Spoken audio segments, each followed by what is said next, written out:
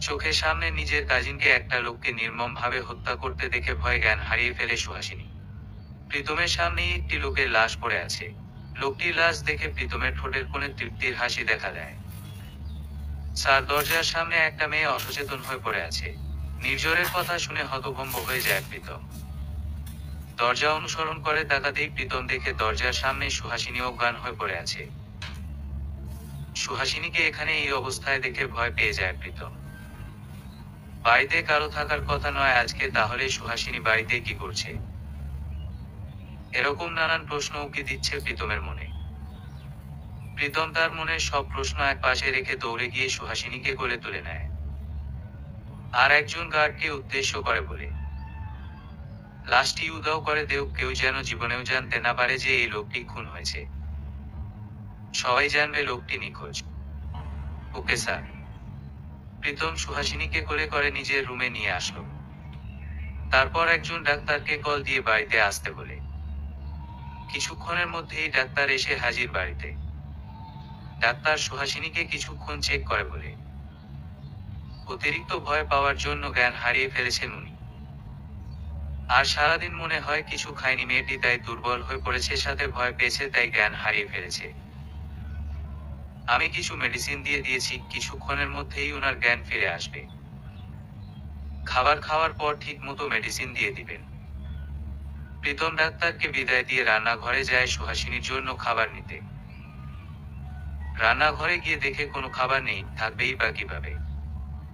বাড়িতে তো কেউ নেই, আজ সবাই বেড়াতে গিয়েছে। শুধু প্রীতম থেকে গেছে, কারণ তার গুরুত্বপূর্ণ কাজ ছিল বলে। কোনো খাবার না থাকায় বাধ্য হয়ে প্রীতম খাবার বানাবে বলে সিদ্ধান্ত নিল। যেই ভাবা সেই কাজ, প্রীতম স্যুপ বানাবে বলে ঠিক করেছে। তীব্র মাথা যন্ত্রণায় ছটফট করছে সুহাসিনী। কিছুক্ষণ আগে ঘটে যাওয়া ঘটনা মনে পড়তেই চোখ মুখ কেমন অন্ধকার হয়ে আসে সুহাসিনী। প্রীতম সুহাসিনীর জন্য খাবার নিয়ে এসে দেখে যে সুহাসিনী বিছানায় নেই। সুহাসিনীকে না দেখে ভয় পেয়ে যায় প্রীতম। বেলকনিতে গিয়েও সুহাসিনীকে খুঁজল প্রীতম, কিন্তু পেল না। বেলকনি থেকে রুমে এসে প্রীতম দেখে সুহাসিনী ফ্লোরে বসে আছে। প্রীতম সুহাসিনীকে কোলে তুলে বেডে বসিয়ে দেয়। সুহাসিনী তার সামনে প্রীতমকে দেখে জোরে চিৎকার দেয়। প্রীতম বিরক্ত হয়ে সুহাসিনীর মুখ চেপে ধরে। সুহাসিনীকে চুপ করতে বলে প্রীতম ওর মুখের সামনে খাবার তুলে দেয়। খাবারটা চুপচাপ খেয়ে নে বলে দিলাম। খাবো না আমি, আপনি ওই লোকটিকে মেরে ফেলেছেন, আমি বড় বাবাকে বলে দিব। সুহাসিনীর কথা শুনে কোনো পরিবর্তন হলো না প্রীতমের ভাবমূর্তি। প্রীতমের চোখ মুখ ভয়ঙ্কর রূপ ধারণ করে, তার ছেলের সুরে প্রীতম বলে, তুই বাবাকে বলবি আর আমি দাঁড়িয়ে দাঁড়িয়ে দেখবো ভেবেছিস তুই? আরে বাড়িতে এখন কে আছে যে তুই আমার কুকর্মের কথা বলবি তাকে? সুহাসিনীর দৃষ্টি ভাষাহার। দীর্ঘশ্বাস ফেলে বলল সুহাসিনী, লোকটিকে এভাবে মারলেন, আপনার হাত কাঁপেনি প্রীতম ভাই?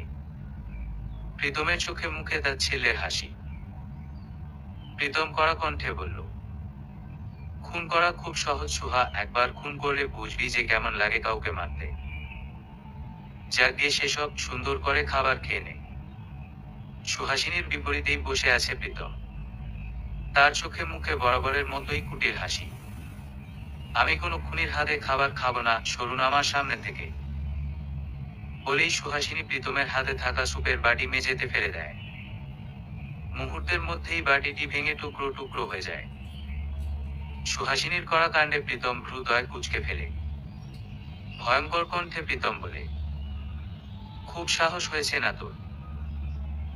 এই প্রীতমের কথা তুই অমান্য করেছিস, এর ফল তো তোকে ভোগ করতেই হবে। প্রীতমের ভয়ঙ্কর কণ্ঠে বলা কথাগুলো শুনেও নিঃসুপ সুহাসিনী। তার চোখে বারবার ভেসে বেড়াচ্ছে কিছুক্ষণ আগের সেই নির্মম দৃশ্য। বাড়ির সবাই কখন আসবে? প্রীতমের কথা শুনে হুঁশ ফিরে সুহাসিনী। প্রীতমের কথার জবাব দেওয়ার প্রয়োজন মনে করল না সুহাসিনী। বিছানা থেকে নেমে রুমে থেকে বের হতে যায় সুহাসিনী। প্রীতম সুহাসিনীর হাত ধরে ফেলে। আমাকে ইগনোর করার মতো ভুল করিস না সুহা।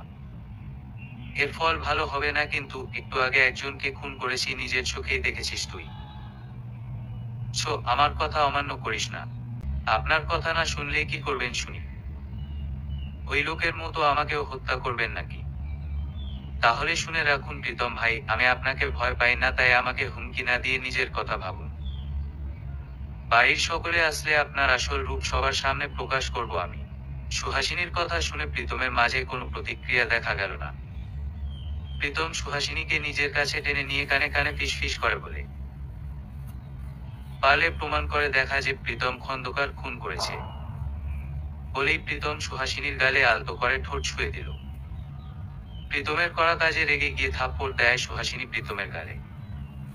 সুহাসিনী নিজেই অবাক হয়ে যায় যে সে প্রীতমকে চড় দিয়েছে। এদিকে প্রীতম রাগে জিদে সুহাসিনীর চুলের মুঠি চেপে ধরে। খুব সাহস বেড়েছে তোর, তাই না?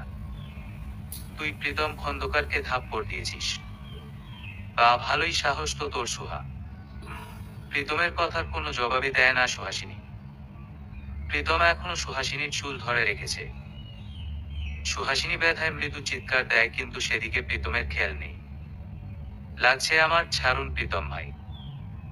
সুহাসিনীর কথা শুনে হুঁশ ফিরে প্রীতমের। সে তাড়াতাড়ি সুহাসিনীকে ছেড়ে দেয়। ছাড়া পেতেই সুহাসিনী হুড়মুড়িয়ে নিচে চলে আসে। নিচে এসে দেখে বাড়ির সকলে উপস্থিত ড্রয়িং রুমে। সুহাসিনী কোনো কিছু না ভেবেই ওর মাকে গিয়ে জড়িয়ে ধরে। সুমি খন্দকার মেয়ের মাথায় হাত বুলিয়ে দিয়ে বলে, পাগলি একটা, শুধু শুধু কেন একা চলে এসেছি সেখানে? আমরা সবাই তো একসাথে আসতে পারতাম। সুহাসিনী তার মায়ের কথার কোনো জবাব দেয় না। মাকে জড়িয়ে ধরেই ডুকরে কেঁদে যাচ্ছে সুহাসিনী। সুমি খন্দকার এবার বেশ চিন্তায় পড়ে গেলেন। আরে সুহা, কি হয়েছে বলবি তো? মা প্রীতম ভাই ওই লোক। চাপা কান্নার জন্য সুহাসিনী কিছু বলতে পারছে না। এদিকেও প্রীতমও নিচে নেমে আসে। বাড়ির সবাইকে দেখে একটু অবাক হয় প্রীতম। বাবা, সুহা এত তাড়াতাড়ি এসেছে কেন?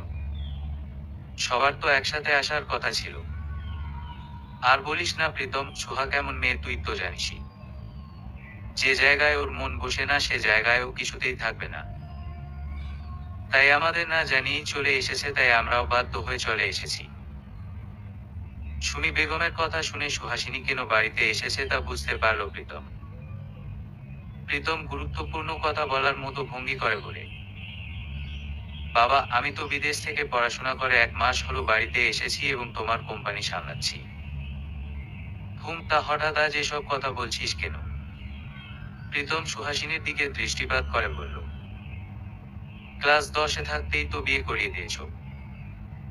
এখন তো আমি যথেষ্ট বড় হয়েছি, বউয়ের দায়িত্ব পালন করতে পারবো, তাহলে এখন আমার বউকে আমার হাতে তুলে দিচ্ছ না কেন? প্রীতমের কথা শুনে হাসলেন প্রীতমের বাবা সিরাজ খন্দকার। সিরাজ খন্দকার তৌসিফ খন্দকারকে উদ্দেশ্য করে বলে, সুহাকে এখন তোর হাতে তুলে দিতে যদি তৌসিফের কোনো আপত্তি না থাকে তাহলে আমরা সুহাকে অনুষ্ঠান করে আমাদের ঘরে তুলব। সুহাসিনী তার বড় বাবার কথা শুনে চমকে ওঠে। মানে কি বলছেন বড় বাবা? প্রীতম ভাইয়ের তো বিয়ে হয়নি, আমাকে কেন ঘরে তুলবেন? সুহাসিনীর এরকম বোকা বোকা কথা শুনে উপস্থিত সকলে হাসলেন। ছোটবেলা থেকেই তোদের বিয়েটা করিয়ে রেখেছি। তোদের প্রাপ্ত বয়স হলেই অনুষ্ঠান করে ঘরে তুলব ভেবেছিলাম। এখন সেই সময় হয়েছে। মানে তোর আর প্রীতমের ছোটবেলা থেকেই বিয়ে হয়ে গেছে? সুহাসিনী তার বড় বাবার কথা শুনে আকাশ থেকে পড়ে। সিরাজ খন্দকারের বলা কথাটি বারবার সুহাসিনীর কানে বাজতে লাগলো। সুহাসিনী নিজের রুমে বসে ডুকরে কেঁদে যাচ্ছে। এদিকে প্রীতম বারবার দরজা ধাক্কাচ্ছে। সুহাসিনী এক প্রকার বিরক্ত হয়ে রুমের দরজা খুলে দেয়। প্রীতম রুমে ঢুকেই সুহাসিনীকে বকতে শুরু করলো, শুন সুহা, বিয়ে তো আমাদের হয়ে গেছে। এখন শুধু লোক দেখানো অনুষ্ঠান হবে। কোনো বাধা ক্রিয়েট করিস না। আমি কোনো বাধা দিব না, তবে আপনাকেই বিয়েটা আটকাতে হবে। সুহাসিনীর কথা শুনে প্রীতমের ভ্রু যুগল আপনি কুঁচকে গেল। মানে কি বলছিস এসব তুই? তোর কি মনে হয় আমি বিয়েটা করব না? সেটা আমি জানি না, আর যাই হোক আমি তো আর একটা খুনিকে বিয়ে করব না। কথাটি বলতেই সুহাসিনীর গালে সজোরে একটা চড় মারে প্রীতম। তখন থেকেই বলছিস আমি খুনি, এসবের মানে কি? মানেটা আপনি জানেন না? আমার সামনেই তো ওই লোককে খুন করেছেন আপনি। সুহাসিনীর কথা শুনে প্রীতম অট্টহাসিতে মেতে ওঠে। কোনো প্রমাণ আছে যে আমি খুনি? আরে আমি খুন করেছি সেটা তো আমি নিজেই জানি না, তুই কিভাবে জানলি? প্রীতমের কথা শুনে অবাকের চরম পর্যায়ে পৌঁছে যায় সুহাসিনী। মিথ্যা বলছেন কেন? আমার সামনেই তো আপনি ওই লোকটাকে খুন করেছেন। কোন লোক? প্রীতমের কথার কোনো জবাব দেয় না সুহাসিনী। কি বা বলবে সে প্রীতমকে? তার কাছে যে কোনো প্রমাণ নেই। আমি বাড়ির সবাইকে বলে দিব আপনি একজন খুনি। সুহাসিনীর কথা শুনে কোনো পরিবর্তন হয় না প্রীতমের মধ্যে। সে আগের মতো ভঙ্গি করেই বলে, বল দেখি কে কে বিশ্বাস করে তোর কথা। সুহাসিনী রুমে থেকে বের হয়ে সোজা ড্রয়িং রুমে চলে আসে। সেখানে সবাই বসে আড্ডা দিচ্ছে। সুহাসিনীকে আসতে দেখে প্রীতমের মা মীরা বেগম বলেন, আরে সুহা, এদিকে আয়। তোর কাছেই যাব ভাবছিলাম। কোনো কাজ আছে বড় মা? আরে দুদিন পর তোর আর প্রীতমের বিয়ে, আর তোদের বিয়ের মার্কেট করতে হবে তো। আজ আমরা কিছুক্ষণ পর শপিং মলে যাব বিয়ের সব কেনাকাটা করার জন্য। তুই আর প্রীতমও তো আমাদের সাথে যাবি। বড় মা, আমার মাথা ব্যথা করছে, কোথাও যাব না। যাব না বললে তো আর হবে না, তোকে যেতেই হবে। মীরা বেগম একটা ছোট পিচ্ছি মেয়ের উদ্দেশ্য বলে, এই রিমি তোর প্রীতম ভাইকে ডেকে আনো তো। পিচ্ছি মেয়েটি প্রীতমকে ডাকতে চলে গেছে। সুহাসিনী তার মায়ের উদ্দেশ্যে শক্ত গলায় বলে, তোমার সাথে কিছু কথা ছিল মা। কথা আছে বল না, আমি কি তোকে বারণ করেছি নাকি? এখানে সবার সামনে কিভাবে বলবো? বল, কোনো সমস্যা নেই। সুহাসিনী নিজেকে তৈরি করে নিল কথা বলার জন্য। মা, আমি বিয়ে করতে চাই না এখন। সুহাসিনীর কথা শুনে সুমি বেগম সহ উপস্থিত সবাই অবাক হয়ে গেল। প্রীতম ড্রয়িং রুমে এসে হাজির। প্রীতম সুহাসিনীকে উদ্দেশ্য করে বলে, কিছুক্ষণ আগে তোকে একটা ধমক দিয়েছি, সেই জন্যই রাগ করে বলছিস যে আমাকে বিয়ে করবি না, তাই না সুহা?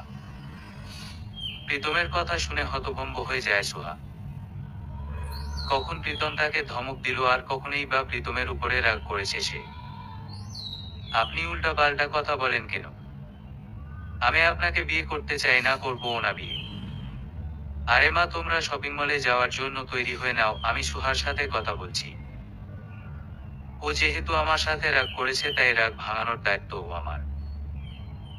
প্রীতমের কথা শুনে সবাই মৃদু হাসল। সবাই যে যার মতো রেডি হতে চলে গেছে। প্রীতম সুহাসিনীকে টেনে রুমে নিয়ে আসে। তৈরি হয়ে নে। সুহাসিনী প্রীতমের হাত ঝাটকা মেরে সরিয়ে দিয়ে বলে, কোথাও যাব না আমি।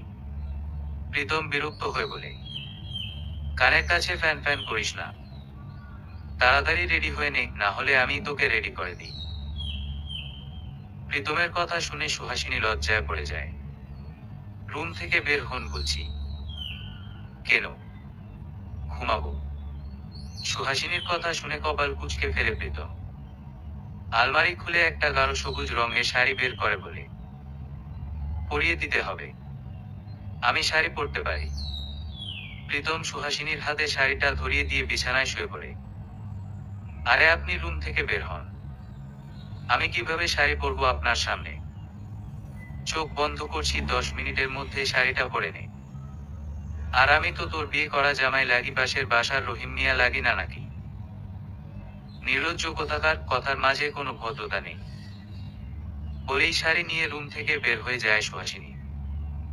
আর প্রীতম বিছানায় শুয়েই মৃদু হাসে সুহাসিনীর কথা শুনে। সুহাসিনী তার মায়ের রুমে এসে বলে তাকে শাড়ি পরিয়ে দিতে। সুমি বেগমও সুন্দর করে সুহাসিনীকে শাড়ি পরিয়ে দেয়। সবাই রেডি হয়ে ড্রয়িং রুমে এসে হাজির। প্রীতম এসে সুহাসিনীর পাশে দাঁড়ায়। সুহাসিনীর দিকে এক নজর তাকিয়ে ওর হাত ধরে রুমে নিয়ে আসে। আরে সমস্যা কি আপনার? সবাই কি ভাবছে বলুন তো? সবাই কি ভাববে? বিবাহিত বউকে রুমে নিয়ে এসেছি রোমাঞ্চ করার জন্য, তাদের কি তাতে? প্রীতমের নির্লজ্জের মতো বলা কথাগুলো শুনে আবারও লজ্জা পায় সুহাসিনী। জান, তোমার ঠোঁট লিপস্টিক ছাড়া দেখলেই নিজেকে কন্ট্রোল করতে কষ্ট হয়, সেই জায়গায় তুমি লিপস্টিক দিয়ে আমার সামনে ঘুর ঘুর করছো আর আমি বসে থাকতে। বলেই প্রীতম সুহাসিনীর ঠোঁটে আলতো কিস করে।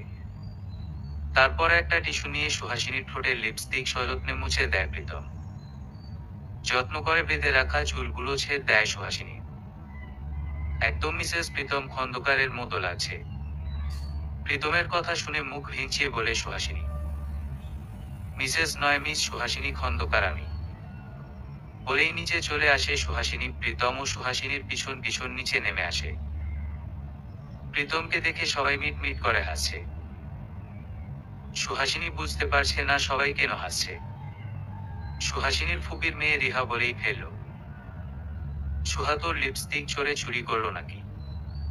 রিহার কথা শুনে অবাক হয় সুহাসিনী। একটু আগেও তো রুমে দেখলাম লিপস্টিক আছে, চোর নিবে কেন আপু?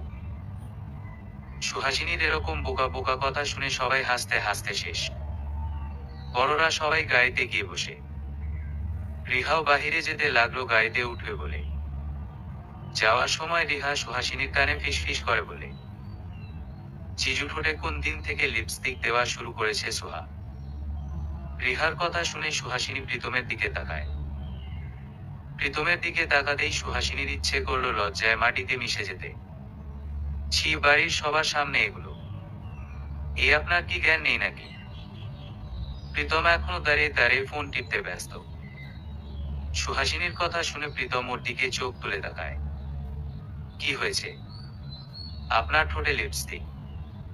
সুহাসিনীর কথা শুনে প্রীতম তার ফোনের স্ক্রিনের দিকে তাকিয়ে দেখে সত্যি তার ঠোঁটে লিপস্টিক লেগে আছে। প্রীতম নির্লজ্জের মতো হেসে বলে, তোকে কিস করার ফল এসব, যাকে সেসব বাদ দে, চল, দেরি হয়ে যাচ্ছে, সবাই অপেক্ষা করছে। বলেই প্রীতম বাহিরে চলে যায়। আর সুহাসিনীর ইচ্ছে করছে চিৎকার দিয়ে কাঁদতে। যে লোকের সাথে তার বিয়ে হচ্ছে সে যদি এরকম নির্লজ্জ হয় তখন কি করতে ইচ্ছে করে? সুহাসিনী বাহিরে বের হতেই ওর ফোন বেজে ওঠে। সবার চোখের আড়ালে কল রিসিভ করে সুহাসিনী। তুই কখন আসবি সোহা? সুহাসিনী তার ফ্রেন্ড পাপিয়ার কথা শুনে চিন্তায় পড়ে যায়। তুই কোনো নিরাপদ জায়গা খুঁজে আমাকে অ্যাড্রেস দিস, আমার দ্বারা বিয়ে করা সম্ভব নয়, তাই আমাকে তো পালাতেই হবে। আচ্ছা, আমি বললাম তো কোনো একটা ব্যবস্থা হবে, তা এখন কই আছিস? শপিং মলে যাচ্ছি বিয়ের কেনাকাটা করার জন্য। এখন সবার সামনে বিয়ে করব না বললে আমাকে নজরে নজরে রাখবে, তাই একটু তাদের সাথে মিলিয়ে চলতে হচ্ছে। আচ্ছা, সাবধানে যাস। বলেই কল কাটে পাপিয়া। সুহাসিনী পিছনে ফিরতেই দেখে প্রীতম দাঁড়িয়ে আছে। সুহাসিনী প্রীতমকে দাঁড়িয়ে থাকতে দেখে ভয় পেয়ে যায়। কি হয়েছে, দাঁড়িয়ে আছিস কেন, চল।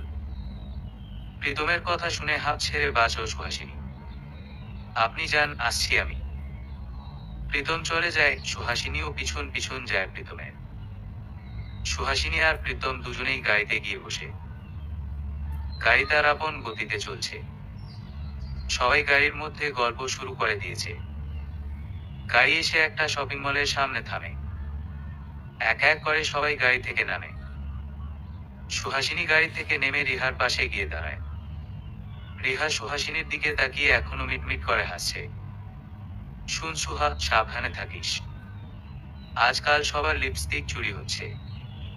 রিহার কথা শুনে বিরক্ত হয় সুহাসিনী, তারপরেও মুখে লাজুক হাসি রেখে বলে, তানিম ভাইয়াও বুঝি লিপস্টিক চুরি করে? সুহাসিনীর কথা শুনে রিহার মুখ লজ্জায় লাল হয়ে যায়। যা মেয়ে, এভাবে বড়পোকে লজ্জা দিতে হয় না। বলেই লাজুক হেসে মলের ভিতরে চলে যায় রিহা। সবাই গর্জিয়াস কাজ করা সব শাড়ি দেখছে। সুহাসিনী শাড়িগুলো দেখেই ভয় পেয়ে গেল। এত ভারী শাড়ি কিভাবে পরবে সেই ভেবেই। মীরা বেগম সুহাসিনীর উদ্দেশ্যে বলে, কিরে, বিয়ে তোর, শাড়ি পরবিও তুই, তাহলে এখানে এভাবে দাঁড়িয়ে না থেকে যেটা পছন্দ সেটা কিনলেই হয়। মীরা বেগমের কথার জবাবে কোনো কথা বলে না সুহাসিনী। প্রীতম একটা গাঢ় খয়েরি রঙের লেহেঙ্গা মীরা বেগমের হাতে নিয়ে বলে, দেখো মা, এটা কিন্তু সুহাকে অনেক মানাবে। মীরা বেগম সহ উপস্থিত সবাই লেহেঙ্গাটা এক দেখাতেই পছন্দ করে ফেলল। সুহাসিনী নীরব দর্শকের মতো শুধু তাকিয়ে আছে। সুহাসিনীর সাথে মিলিয়ে প্রীতম একটা শেরওয়ানি কিনে। প্রীতম আর সুহাসিনী দুজন যদি বিয়ের সাজে একসাথে এসে দাঁড়ায় তাহলে সবাই এক দেখাতেই বলবে বেস্ট কাপল। এটাই বলছে উপস্থিত সবাই। সবার মোটামুটি মার্কেট করা শেষ। গায়ে হলুদের জন্য কাঁচা হলুদ কালারের শাড়ি পছন্দ করে প্রীতম। যেহেতু বউ প্রীতমের, তাই সবকিছু পছন্দও করে দিচ্ছে প্রীতম। এখন সবার বাড়ি যাওয়ার সময় হয়েছে, যে যার মতো গাড়িতে গিয়ে বসে। আজ সুহাসিনী আর প্রীতমের গায়ে হলুদ। সকাল সকাল সবাই সুহাসিনীর রুমে এসে হাজির। সবাই পরিকল্পনা করছে কে কে হলুদে নাচবে, কে কোন শাড়ি পরবে এই নিয়ে। এদিকে সুহাসিনীর মনে চলছে অন্য পরিকল্পনা। কখন বাড়ি থেকে পালাবে সেই সুযোগই খুঁজছে সুহাসিনী। সুহাসিনীর কাজিন রীতা ওর মাথায় গাঁটটা মেরে বলে, তোর বিয়ে আর তুই তোর একটা ফ্রেন্ড কেউ ইনভাইট করিস নি, এত কিপটা তুই আগে জানা ছিল না। রীতার কথা শুনে সুহাসিনী কিছুটা ঘাবড়ে যায়।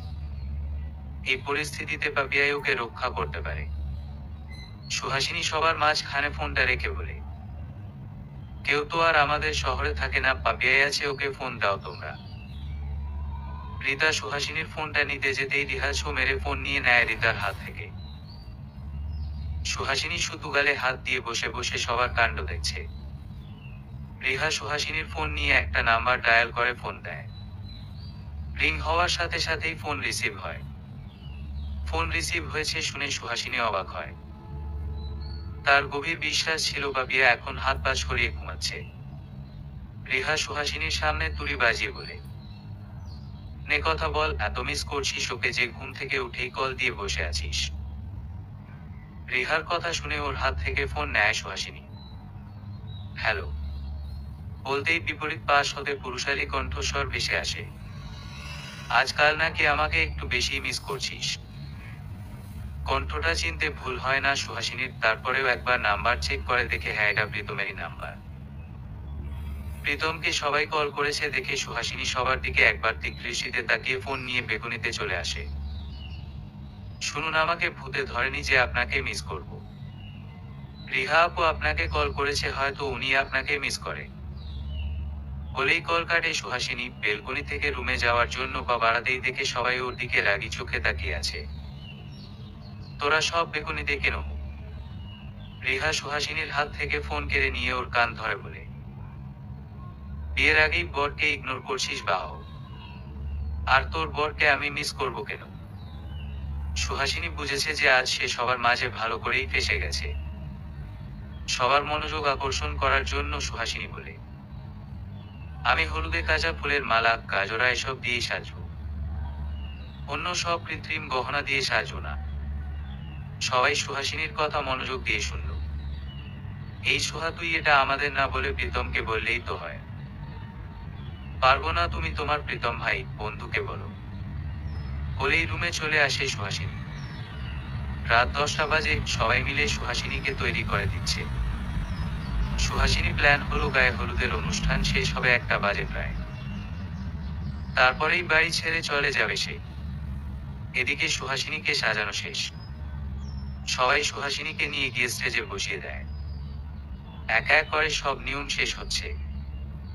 গায়ে হলুদের অনুষ্ঠানে একবারও প্রীতমকে দেখেনি সুহাসিনী।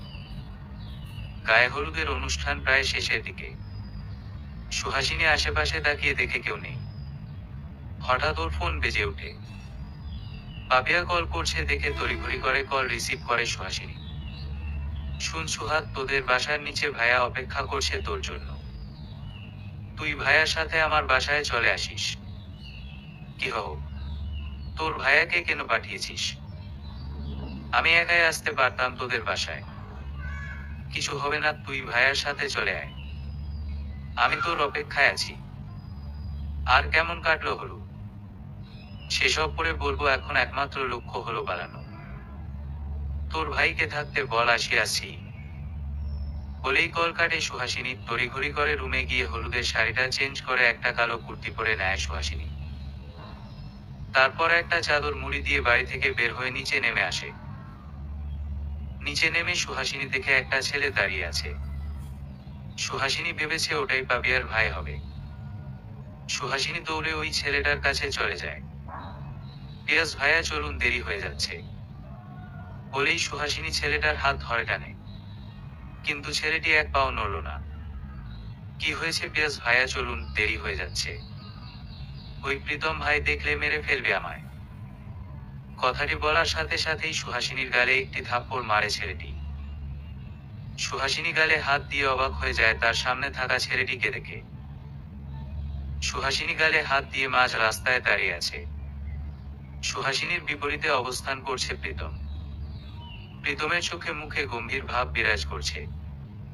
প্রীতম সুহাসিনীর হাত ধরে বলে, বাড়িতে চল, রাস্তায় কোনো সিন ক্রিয়েট করতে চাচ্ছি না। সুহাসিনী প্রীতমের হাত থেকে নিজেকে ছাড়িয়ে নিতে ব্যস্ত। আমার হাত ছাড়ুন প্রীতম ভাই, আমি বিয়ে করব না। তুই বিয়ে করবি, সাথে প্রীতমের বউ হবি। বলেই প্রীতম সুহাসিনীকে কোলে তুলে নেয়। সুহাসিনীর কোনো কথাই শুনছে না প্রীতম। প্রীতম বাড়ির ভিতরে ঢুকে দেখে সবাই ইতোমধ্যে ঘুমিয়ে গেছে। প্রীতম সুহাসিনীকে নিয়ে সোজা তার রুমে চলে যায়। সুহাসিনীকে কোল থেকে নামিয়ে বিছানায় বসিয়ে দেয়। সারা রাত আর তোকে ঘুমাতে হবে না, একেবারে কাল রাতে আমাকে জড়িয়ে ধরে ভালো করে ঘুমাস। দেখবো কেমন করে প্রীতমের চোখ ফাঁকি দিয়ে পালাতে পারিস তুই। প্রীতমের কথা শুনে কপাল কুঁচকালো সুহাসিনী। তার চোখে মুখে অসহায় চাপ স্পষ্ট। আমি বিয়ে করব না প্রীতম ভাই, আমি অন্য একজনকে ভালোবাসি। কথাগুলো বলার সময় সুহাসিনীর কপাল বেড়ে নোনা জল গড়িয়ে পড়ে। কিন্তু সেই চোখের পানিও মন গলাতে পারেনি প্রীতমের। শুন সুহা, এত বছর বিদেশে থেকেছি দেখে কি আমি তোর খোঁজ নিই নাই নাকি? তুই কার সাথে কখন কিভাবে কথা বলতি সব খবর রাখতাম আমি। আর তুই প্রেম করিস সেটা আমি জানবো না, তা কি করে হয়? তুই যদি প্রেম করতি তাহলে তোর প্রেমিক পুরুষ আর জীবিত থাকতো না। প্রীতমের কথা শুনে বিরক্ত হয় সুহাসিনী। নিজেই নিজের চোখের পানি মুছে বলে, বিশ্বাস তো করলোই না, শুধু শুধু চোখের পানিগুলো কেঁদে নষ্ট করলাম। সুহাসিনীর কথা শুনে প্রীতম মুচকি হাসে। হাসা বন্ধ করে গম্ভীর মুখে বলে, তোর দুষ্টু বুদ্ধি আমাকে বোকা বানাতে পারবে না সুহা। আচ্ছা সে সব বাদ দেখ, কাল আমাদের বিয়ে, চল আজ সারা রাত আমরা গল্প করি। প্রীতমের কথা শুনে সুহাসিনী মুখে ভিঞ্চিয়ে বলে, থাপ্পড় দিয়ে প্রেমালাপ করতে এসেছে। বলেই সুহাসিনী বিছানা থেকে উঠে নিজের রুমে যাওয়ার জন্য। প্রীতম ওর হাত ধরে বলে, যে ভালোবাসে সে শাসনও করে। ভালোবাসার মানুষ যদি খারাপ পথে চলে তাহলে তার ভুল শুধরে দেওয়ার দায়িত্ব আমার না সুহা। শুনুন, আপনার মুখে না ইমোশনাল কথা, ভালোবাসার কথা মানায় না। খুনিদের কাছে ভালোবাসা আগে না, প্রতিশোধ নেওয়া খুন করাই আসল কাজ। সুহাসিনীর কথা শুনে আগে প্রীতমের চোখ মুখ লাল হয়ে যায়। তোর সাথে আপাতত তর্কে যাচ্ছি না, সবশেষে তুই এই প্রীতমেরই।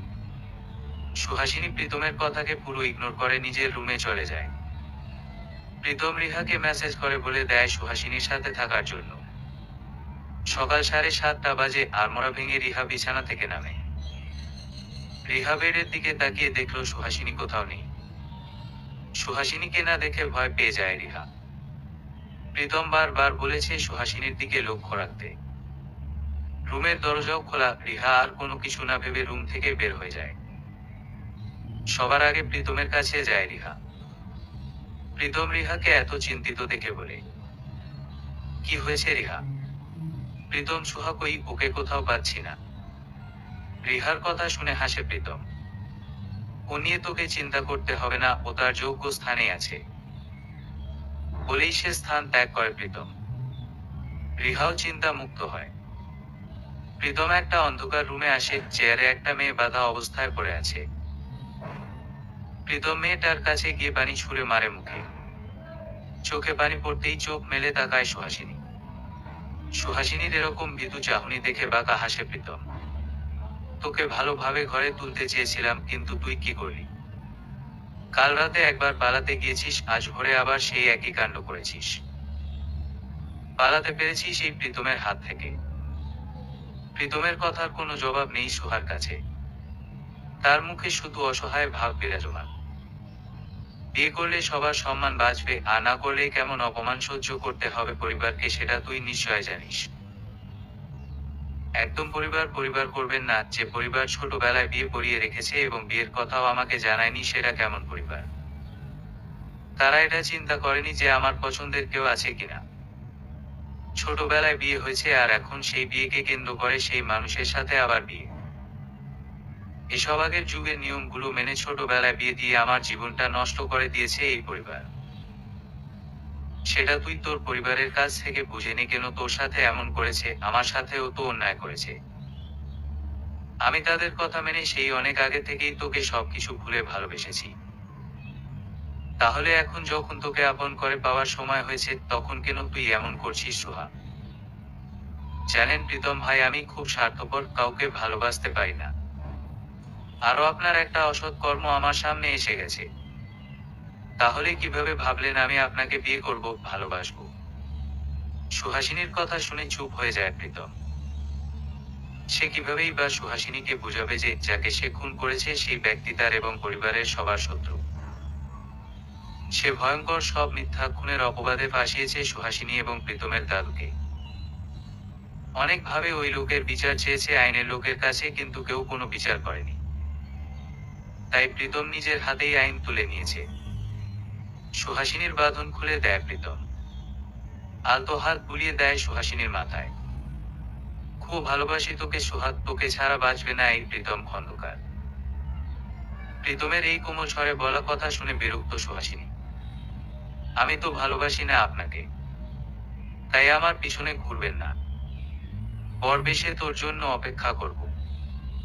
আশা করি তুই তোর পরিবারের সম্মান আর আমাকে যদি এটুকুও ভালোবাসিস তবে বিয়েটা করবি। বলেই প্রীতম চলে যায়। সুহাসিনী কি করবে ভেবে পাচ্ছে না। সিদ্ধান্তহীনতায় ভুগছে সুহাসিনী। এই মুহূর্তে তার মায়ের কাছে যাওয়া উচিত। কোনো কিছু না ভেবে সুহাসিনী তার মায়ের রুমে যায়। গিয়ে দেখে তার মা আনমনে বসে আছে, মন খারাপ করে। সুহাসিনীকে দেখে সুমি বেগম কেঁদে দেন। সুহাসিনী যতই বলুক তার পরিবার তার জীবন নষ্ট করে দিয়েছে, তারপরেও তার পরিবারের উপর কোনো ক্ষোভ নেই, কারণটা তার অজানা। হয়তো সুহাসিনীকে তারা নিজের কাছে রাখতে চায়, তাই প্রীতমের সাথে বিয়ে দিয়েছে। এসব নানা চিন্তা সুহাসিনীর মনে হানা দিচ্ছে। সুহাসিনী মাকে জড়িয়ে ধরে টুকরে কেঁদে ওঠে। সুমি বেগম সুহাসিনীর মাথায় হাত বুলিয়ে দেন। পাগলি মেয়ে, কাঁদছিস কেন? তুই তো মীরা আপাদেরই ঘরে যাবি, অন্য কোথাও তো না। তোকে অন্যের বাড়ি যেতে দিব না দেখেই তো সবাই প্রীতমের সাথে বিয়ে দিয়েছে তোকে। জানি না তুই রেগে আছিস কিনা, তবে একদিন তুই বুঝবি তোর জন্য প্রীতমই পারফেক্ট। প্রীতম তোকে অনেক ভালোবাসে। সুহাসিনী মায়ের কথা শুনে মনে মনে একটা সিদ্ধান্ত নিয়ে নিল। মেয়েরা তো সব সময় সবকিছু ত্যাগ করেই এসেছে। সেই জায়গায় সুহাসিনী না হয় হালকা একটু ত্যাগ করবে, তার সামান্য একটু ত্যাগ করার ফলে যদি সবাই খুশি হয় তাহলে সে এরকম হাজার কিছু ত্যাগ করতে রাজি। সুহাসিনীর পুরো রুম দখল করে রেখেছে তার কাজিনরা। সুহাসিনীকে সাজিয়ে দিচ্ছে তার কাজিনরা। সবাই বক বক করেই যাচ্ছে, এদিকে সুহাসিনী একদম চুপচাপ। কিছুক্ষণ পরেই বরপক্ষের সবাই চলে আসবে। প্রীতমদের বাড়ি থেকে সুহাসিনীদের বাড়িতে আসতে মাত্র 30 মিনিট লাগে। প্রীতমের বাবা ফোন করে জানিয়ে দিয়েছে তারা রওনা দিয়েছে। পর এসেছে শুনে সুহাসিনীর সব কাজিনরা বাহিরে চলে যায়। সুহাসিনী আর রিহা ছাড়া রুমে আর কেউ নেই। রিহা সুহাসিনীর মাথায় হাত বুলিয়ে দিয়ে বলে, জানি বিয়েটা করে তুই খুশি নয়, কিন্তু সবার খুশির জন্য তুই বিয়েটা করছিস। রিহার কথা শুনে সুহাসিনীর কোনো প্রতিক্রিয়া দেখা গেল না। আনমনেই বলে উঠল, তেমন কিছুই না রিহাপু, এমনি কিছু ভালো লাগছে না। সবাইকে ছেড়ে কিভাবে থাকবো তাই ভাবছি। আরে পাগলি, প্রীতমের বাড়ির সবাই তো তোর চেনাই, কোনো অসুবিধা হবে না। আর তুই যে পালাতে গিয়েও ব্যর্থ হয়েছিস জানি আমি। প্রীতম সব বলেছে আমাকে। রিহা সবকিছু জেনে জেনে সুহাসিনী নিজের করা কাজে লজ্জিত হয় কিছুটা। কাজী বিয়ে পড়ানো শুরু করে দিয়েছে।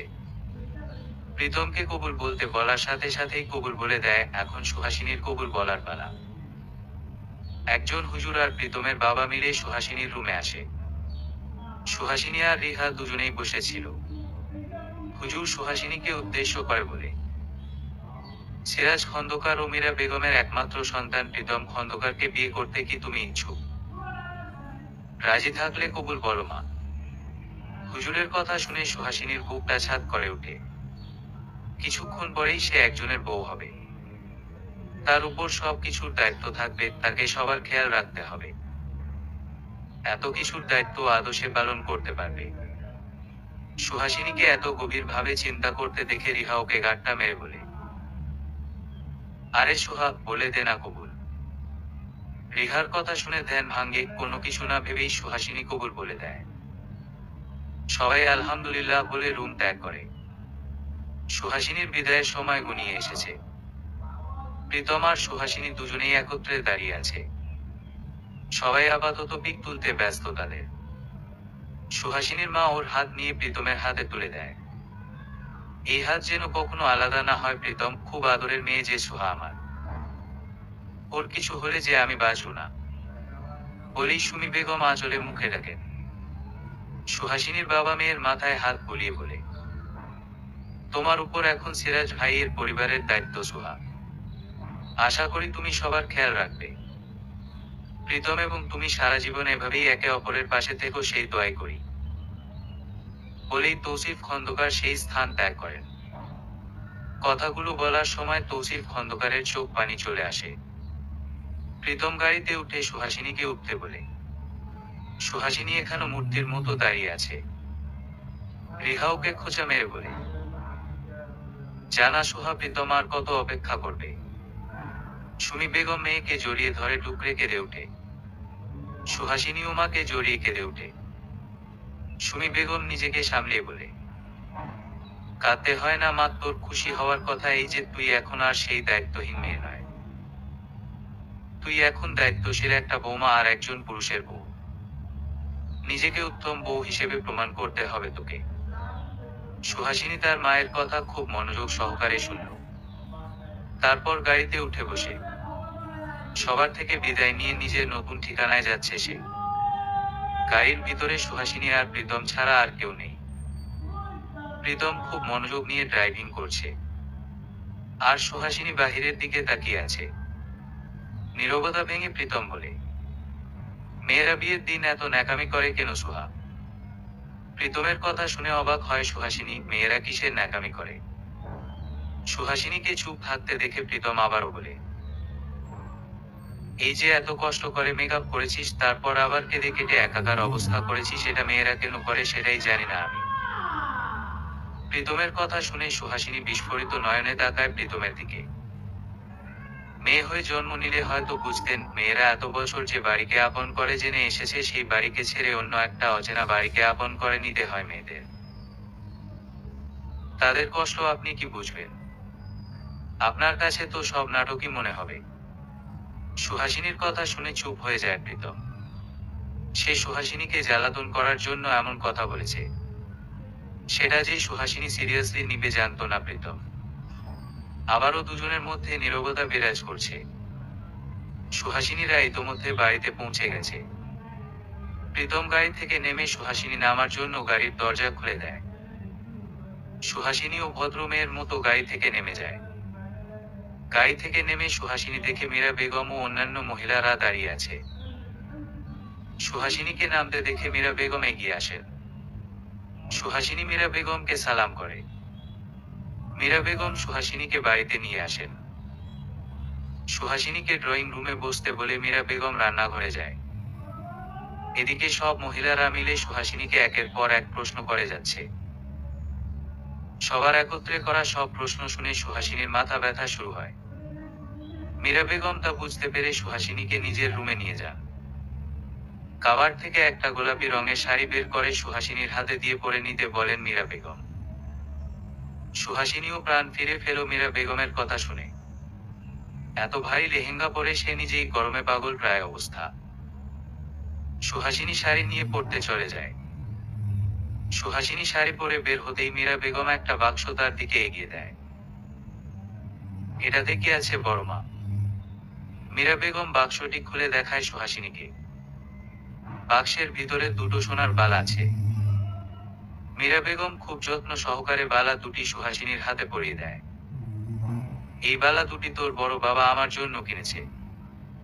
তোর সাথে তো প্রীতমের সেই ছোটবেলায় বিয়ে হয়েছে, তখন বালা দুটি দিয়ে তোকে আশীর্বাদ করেছিলাম। বালা দুটি তখন তোর সেই ছোট্ট হাত থেকে খুলে পড়ে গিয়েছিল। পড়ে যাওয়ারই কথা, আমার হাতের বালা তোর সেই ছোট্ট হাতে লুজ হবেই। তাই আজ তুই বড় হয়েছিস, এই বালা আবার তোর হাতে পরিয়ে দিলাম। রাত প্রায় 12টা বাজতে চলল, ফুলে সজ্জিত রুমে একা বসে আছে সুহাসিনী। প্রীতমের রুমের প্রতিটি কোণা সুহাসিনীর চেনা। প্রীতম যখন বিদেশ ছিল তখন সুহাসিনী এই রুমে এসে আড্ডা দিত। এই রুমে ঘুমানোর অনুমতি ছিল না সুহাসিনী, তাই শুধু গল্প করতে আসতো এই রুমে সোহা। সেই চিরচেনা রুমটি আবারও খুঁচিয়ে খুঁচিয়ে দেখছে সুহাসিনী। হঠাৎ দরজা খুলে রুমে প্রবেশ করে প্রীতম। প্রীতমকে রুমে আসতে দেখে সুহাসিনী কিছুটা ভয় পেয়ে যায়। মনে পড়ে যায় সারাদিনে যত কুকাজ করেছে সেগুলো। প্রীতম এসে সুহাসিনীর পাশে বসে। সুহাসিনী কিছুটা সরে বসে। তা দেখে রেগে যায় প্রীতম। সে সুহাসিনীকে বিছানা থেকে নামিয়ে দিয়ে বলে, কিসের দূরত্ব বজায় রাখতে চাস তুই? আমি তোর বর হয়ে তোর পাশে বসবো না, তোকে বসবে। প্রীতমের কথা শুনে বিরক্ত হয় সুহাসিনী। কি বলবে ভেবে পাচ্ছে না সে। প্রীতম ওর 2 হাত শক্ত করে ধরে বলে, আমার কথার জবাব চাই আমি সোহা। সুহাসিনী প্রীতমের কথার কি জবাব দিবে বুঝতে পারছে না। কোন জায়গায় ঠিক কোন কথা বলতে হবে সেটা নিয়েই কনফিউজ সুহাসিনী।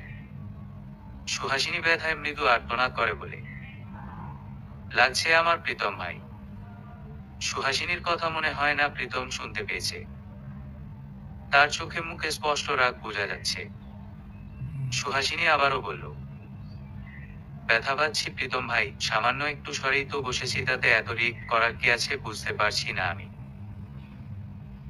সুহাসিনীর কথা শুনে প্রীতম ওর হাত ছেড়ে দেয়। সুহাসিনীর খোপা করা চুল খুলে দিয়ে চুলের ঘ্রাণ নিচ্ছে প্রীতম। সুহাসিনী স্তম্ভ হয়ে দাঁড়িয়ে আছে প্রীতমের করা পাগলামি দেখে। প্রীতম সুহাসিনীর চুলের মধ্যে আলতো চুমু খেয়ে বলে, পাগল করার জন্যই কি আমার সামনে এই অবস্থায় দাঁড়িয়ে আছিস সোহা? প্রীতমের কণ্ঠে নেশালো আভাব এসে বেড়াচ্ছে। সুহাসিনী প্রীতমকে ধাক্কা দিয়ে সরিয়ে দিয়ে চুল খোপা করতে ব্যস্ত হয়ে পড়ে। প্রীতম সুহাসিনীকে নিজের বাহুদয়ে আবদ্ধ করে বলে, একদম নড়বি না বলে দিলাম সোহা, না হলে কিন্তু খুব খারাপ হবে। প্রীতমের কথা শুনে সুহাসিনী বিরক্ত হয়। প্রীতম সুহাসিনীকে কোলে তুলে নিয়ে বিছানায় বসিয়ে দেয়। কালকে রাতে তো ঠিক মতো ঘুমাতে পারিসনি সোহা। পালানোর চিন্তা করে করে মাথা নষ্ট করেছিস তুই, তাতে ফলশ্রুতিতে কি পেয়েছিস শূন্য। আমি জানতাম তুই আমাকে ভালোবাসিস সোহা, আর সেটা বাস্তবায়নও হয়েছে। মানেটা খুব সহজ। আমি তোকে সকালে বলেছি তুই যদি একটু হলেও আমাকে ভালোবাসিস তাহলে তুই বিয়েটা করবি। তাই হলো, তুই এখন আমার সামনেই দাঁড়িয়ে আছিস। আমি আপনাকে ভালোবাসি আর আপনি তা বিশ্বাস করেন। এটার কোনো মানে হয় না প্রীতম ভাই, আমি কোনোদিনও আপনার মতো একটা খুনিকে ভালোবাসবো না। সুহাসিনীর কথা শুনে মুচকি হাসে প্রীতম। আজ সবকিছু খুলে বলবে সুহাকে প্রীতম। বিয়ের বন্ধনটা এতটাই স্ট্রং যে তুই আমার থেকে মুখ ফিরিয়ে নিতে পারিসনি। দুইটা মানুষ যদি একই বাড়িতে একই রুমের মধ্যে থাকে এবং তাদের সম্পর্কটা যদি স্বামী স্ত্রীর হয় তাহলে ভালোবাসা অবশ্যই জন্ম নিবে। সুহাসিনী এখনো কপাল কুঁচকে প্রীতমের কথা শুনছে। আমি ঘুমাবো, ঘুম আসছে আমার।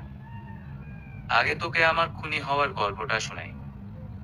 কিচ্ছু শুনতে চাই না আমি। তোকে শুনতেই হবে। আমি চাই না তোর কাছে খুনি হয়ে বাঁচতে। তুই ওই লোকটাকে নিশ্চয় চিনিস না। কিন্তু আমি খুব ভালো করে চিনি। ওই লোকটা আমার দাদুকে মিথ্যা খুনের আসামি বানিয়ে ফাঁসিতে ঝুলিয়েছে। নিজে খুনি হয়ে দিব্যি ঘুরে বেড়াচ্ছিল লোকটা। আর আমার দাদুকে সবাই ভুল ভেবে ধিক্কার জানিয়েছে, দাদু বেঁচে থাকলেও হতো। কিন্তু আফসোস তিনি আর আমাদের মাঝে নেই। তুই কি ভেবেছিস আমি ওই লোকটাকে এমনি ছেড়ে দিব? না, ওই লোকটাকে আইনের আওতায় এনে শাস্তি দিতে চেয়েছিলাম আমি। কিন্তু আইনের লোক কি করেছে? ওই লোকটার কোনো বিচারই করেনি। তাই তো ওই লোকটাকে নিজের হাতে শাস্তি দিয়েছি আমি। প্রীতমের কথা কতটুকু বিশ্বাস করেছে তা জানে না প্রীতম। কিন্তু সেই কালো অতীত মনে পড়তেই প্রীতমের মুখ গম্ভীর হয়ে যায়। ঘুমা তুই। একসাথে একই বিছানায় ঘুমাতে পারবো না আমি। সুহাসিনীর কথা শুনে আগে প্রীতম দেওয়ালে ঘুষি দেয়। এতে সুহাসিনী কিছুটা ভয় পেয়ে যায়। আমি বলেছি তো, যতদিন পর্যন্ত তুই আমাকে মন থেকে মেনে না নিবি ততদিন পর্যন্ত আমি তোর অপেক্ষায় থাকবো। বলেই বেলকনিতে চলে যায় প্রীতম। সুহাসিনী বিছানার ফুলগুলো একত্রে করে ফেলে দিয়ে শুয়ে পড়ে। বিছানায় শোয়ার সাথে সাথেই সুহাসিনী গভীর ঘুমে তলিয়ে যায়। এদিকে প্রীতম বেলকনিতে একটা সিগারেট হাতে নিয়ে দাঁড়িয়ে আছে। সিগারেটে আগুন জ্বালিয়ে সেটা পুরো শেষ করে। তারপর রুমে চলে আসে। রুমে এসে প্রীতম দেখে সুহাসিনী হাত পা ছড়িয়ে শুয়ে আছে। প্রীতম সুহাসিনীকে জড়িয়ে ধরে শুয়ে পড়ে। সকালের এই স্নিগ্ধ আলো মুখে পড়তেই ঘুম ভেঙে যায় সুহাসিনী। নিজেকে কারো বাহুডোরে আবদ্ধ দেখে অবাক হয় সুহাসিনী। ফিটফিট করে চোখ খুলে দেখে প্রীতম গভীর ঘুমে আচ্ছন্ন তাকে জড়িয়ে ধরে। সুহাসিনী কিছুক্ষণ প্রীতমের দিকে তাকিয়ে থাকে। তারপর আস্তে করে প্রীতমের হাত সরিয়ে দিতে চায় সুহাসিনী, কিন্তু ব্যর্থ হয় সুহাসিনী। প্রীতম খুব শক্ত করে সুহাসিনীকে জড়িয়ে ধরে রেখেছে।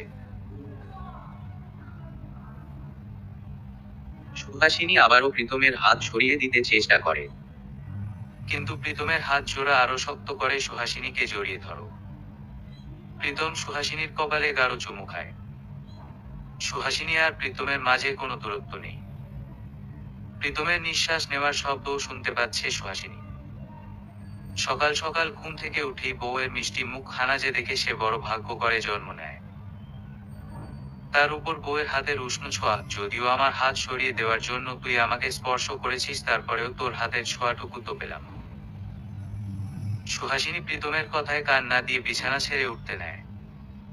প্রীতম সুহাসিনীকে আটকে রেখে বলে, একটা অন্তত কিস করে আমার বিয়ের প্রথম দিনটাকে গর্বিত করে দে সোহা। মানেটা খুব সহজ। বিয়ে হলো বাসর হলো না, একটা কিসই তো করতে বলেছি তোকে, বিশ্বযুদ্ধ করতে বলিনি। বলেই সুহাসিনীকে চোখ মারে প্রীতম। সুহাসিনী মনে মনে হাজারটা গালি দিতে থাকে প্রীতমকে। আপনার মতোই কি সবাই নির্লজ্জ নাকি প্রীতম ভাই?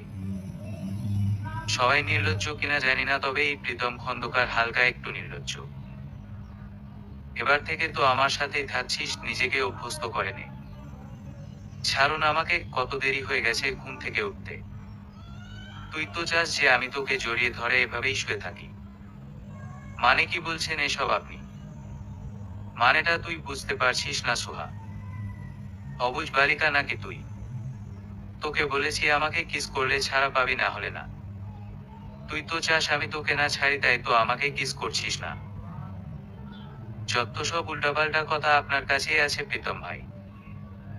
সুহাসিনীর কথা শুনে প্রীতম কপাল ছাপে বলে, হায় রে আনুমানিক বউ, আমার নিজের বরকেও ভাই ডাকে। সুহাসিনী প্রীতমের কথা শুনে কিছুটা ঘাবড়ে যায়। ভুলে গেছি আমাদের যে বিয়ে হয়েছে, এবার থেকে ভাই ডাকটা বাদ দেওয়ার চেষ্টা করব। আর আমার কিছুটা সময়ের প্রয়োজন এই সব সম্পর্ক, বিয়ে সব মেনে নেওয়ার জন্য। বললাম তো জীবনের শেষ মুহূর্ত পর্যন্ত তোর জন্য অপেক্ষা করবে প্রীতম খন্দকার। হঠাৎ দরজা ধাক্কা দেয় কেউ। সুহাসিনী প্রীতমকে ধাক্কা দিয়ে সরিয়ে দিয়ে দরজা খুলে দেয়। দরজা খুলে দেখে রিহা দাঁড়িয়ে আছে। রিহা সুহাসিনীকে খুঁটিয়ে খুঁটিয়ে দেখছে। সুহাসিনী রিহাকে দেখে অবাক হয় কিছুটা। রিহা কখন এলো বাড়িতে সেটাই ভাবছে সুহাসিনী। কিরে, রুমের মধ্যে কি ফিসফিস করছিস তোরা দুটো? প্রীতম শুয়ে থেকেই বলে, প্রেমালাপ করছি রিহা, শুনবি কি কি আলাপ করেছি আমরা? রিহা রুমে না ঢুকে যেতে যেতেই বলে, না ভাই, দরকার নেই তোদের মাঝে কাবাব মে হাড্ডি হওয়ার। রিহার কথা শুনে হাসে প্রীতম। তারপর বিছানা থেকে উঠে সুহাসিনীকে পিছন থেকে জড়িয়ে ধরে বলে, আজ তো বেঁচে গেছিস, যাকে সেসব ব্যাপার না, বউ তো নিজের কাছে আছে, এবার কিস কেন অন্য কিছু করবি তুই? বলেই বাঁকা হাসে প্রীতম। আর সুহাসিনী প্রীতমের দিকে ড্যাব ড্যাব করে তাকিয়ে আছে। সুহাসিনী রুম থেকে বের হতেই মীরা বেগম ওর হাতে একটা শাড়ি দিয়ে বলে তৈরি হয়ে নিতে। সুহাসিনী রুমে এসে দেখে মুর্তাসিম নেই, তাই রুমের দরজা লক করে শাড়ি পরে নিল সে। শাড়ির কুচিগুলো একটু এলোমেলো হয়ে আছে, তা দেখে সুহাসিনী সেগুলো ঠিক করার চেষ্টা করে, কিন্তু পারে না। হুট করেই ওয়াশরুমের দরজা খুলে রুমে প্রবেশ করে প্রীতম। সুহাসিনী প্রীতমকে দেখে অন্যদিকে ফিরে যায়। প্রীতম আস্তে আস্তে সুহাসিনীর দিকে এগিয়ে এসে বলে, এত লজ্জা পাওয়ার কি আছে শুনি? তোমার বড়ই তো খালি গায়ে আছে, অন্য কেউ তো নয়।